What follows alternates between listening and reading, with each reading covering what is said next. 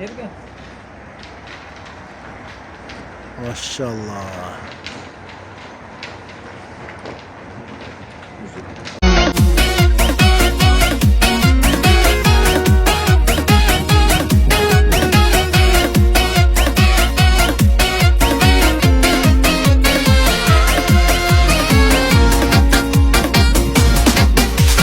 Yaşlardın şarı Jalalabad, gün ötkün sayın yaşarat. Tügön böğürday berücü, ırlarım sağa arnalar. Jalalabad benim günüm, Jalalabad senin günün. Gelsen kurbum görürsün, Jalalabad şarım bugün. Mınar gün.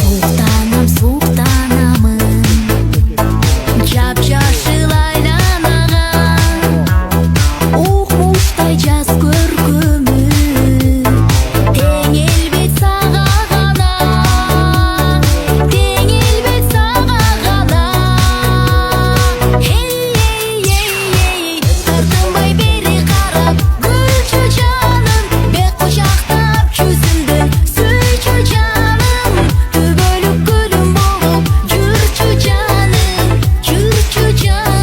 ay Tırtınbay beri qarab Gülçü canım Bek qucaqtab çözüldün Suyçü canım Tübölük gülüm bolup Jürçü canım Köçeler doğumlap, keçe 110 bin so'mduk şahat oldu. Mana bugün dagı 8 bin so'm kayıptan pul verdi. Meni atında aytsa dua koydu.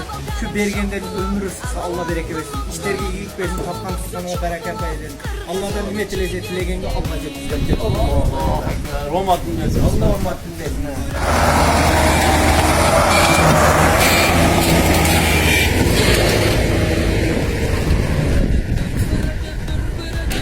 Gözün şum kar geller Mındaşat kırgızlar Mındaşat yıldızlar Allah köçeler çoğay otar. Allah'ın razılığı için. Allah abet kılı otağız ey. Abet şunday boldu. Jolçular şunday. Doğruz verip bakışır. Kökler köpek kızım. Bana nakıl veriyor.